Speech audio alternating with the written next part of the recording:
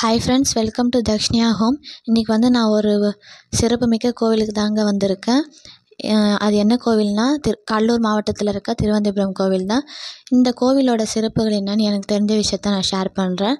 இந்த கோவில் வந்து 1000-2000 வருடம் பழமையான கோவில். 108 திவ்ய ஸ்தலங்களில் 41வது கோவில் தான் இது.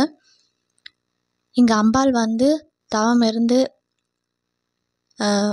திருமாலை கல்யாணம் பண்ணதுனால இந்த கோவிலில் வந்து கல்யாணம் பண்ணிக்கிட்டால் ரொம்பவே வாழ்க்கை சிறப்பாக இருக்கும்ன்றது ஐதீகம். இந்த கோயில் வந்து திருமால் வந்து மும்மூர்த்தியாக நின்று தான் காட்சி அளிக்கிறாரு. அதனால் ஒரு கையில் வந்து பார்த்திங்கன்னா பிரம்மாக்குரிய தாமரை வச்சுருப்பார், சிவனுக்குரிய முக்கண்ணோட இருப்பாருன்னு சொல்கிறாங்க.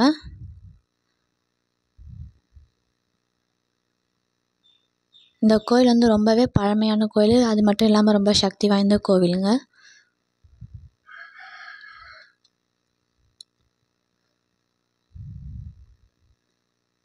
இப்போ வந்து கன்ஸ்ட்ரக்ஷன் ஒர்க் வந்து போயிட்டு இருந்தது. இதுதான் நான் ஃபஸ்ட் டைம் வந்து ஃப்ரெண்ட்ஸோடு வந்தது வெளியில். கும்பாபிஷேகம் நடத்த போகிறாங்கன்னு சொல்லிட்டு எல்லா இடமே க்ளோசிங்கில் தான் இருந்துச்சு. இந்த கோவிலுக்கு மேலேயே வந்து பார்த்திங்கன்னா ஹயக்ரீவர் இருக்கார். படிப்புக்கெலாம் வந்து குரு இவர் தான்.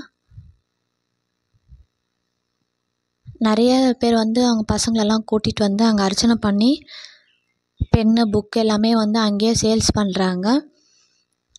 அங்கேயே வாங்கி சாமி பாதத்தில் வச்சு அர்ச்சனை பண்ணி படைச்சி வாங்கிட்டு போகிறாங்க. காலேஜ் ஸ்கூல் படிக்கிற பசங்கள்லாம் இங்கே வந்து அர்ச்சனை பண்ணிவிட்டு பென்னு புக்கு எல்லாமே வாங்கிட்டு போனால் எக்ஸாம்ஸ் வந்து நல்லா பண்ணுவாங்க, நல்லா படிப்பாங்கன்றது சொன்னாங்க. எல்லாமே அங்கேயே வந்து சேல்ஸ் பண்ணுறாங்க, இல்லை நம்மளுமே வாங்கிட்டு போகலாம்.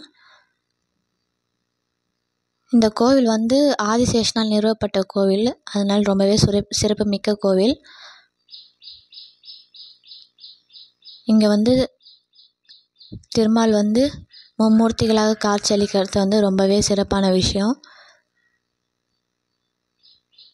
ஆதிசேஷனால் நிறுவப்பட்டதுனால வந்து அந்த குளத்தில் வந்து நம்ம உப்பு வாங்கி போட்டோம்னா தீராத நோய்கள் எல்லாம் தீர்ந்துடும்ன்றது. அங்கே சாமியை கும்பிட்டுட்டு சுற்றி எல்லாம் வந்தோன்னா அங்கே பக்கத்துலேயே வந்து கல்யாண மண்டபம்லாம் இருக்குது. முன்னாடிலாம் வந்து அங்கே தான் கல்யாணம் நடக்கும்னு சொல்கிறாங்க. நம்ம நெய் விளக்கு போடுறதுனாலும் அங்கேயே வந்து விற்கிறாங்க. நம்ம நெய் விளக்கு வாங்கி போட்டுக்கலாம் ஹயக்ரீவருக்கு.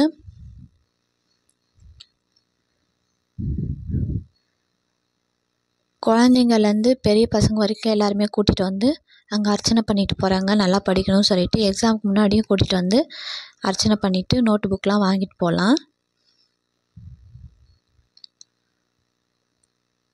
அங்கேயே உக்காந்து ஒரு லைனாவது எழுத சொல்கிறாங்க. இந்த சாமியை வந்து நம்ம வணங்கிட்டு 108 முறை வந்து சுற்றி வந்தோம்னா எக்ஸாம்ஸ்லாம் வந்து நல்லா எழுதுவாங்க, ஃபஸ்ட் மார்க் வருவாங்கன்னு சொல்லிட்டு சொன்னாங்க.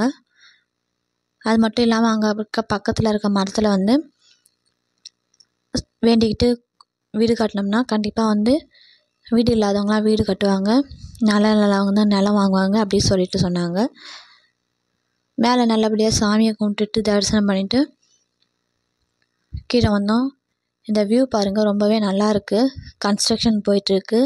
இங்கே கோபுரம் பாருங்கள், கோபுர தரிசனம் கோடி புண்ணியம். 3 கோபுரமே நல்லா தெரியும் இந்த இடத்துலேருந்து பார்த்தா. சாமியை தரிசனம் பண்ணிவிட்டு கோபுரத்தையும் தரிசனம் பண்ணிவிட்டு அப்படியே அங்கேருந்து கிளம்பியாச்சு. வர வழியில் காஃபி ஒன்று குடிச்சிட்டு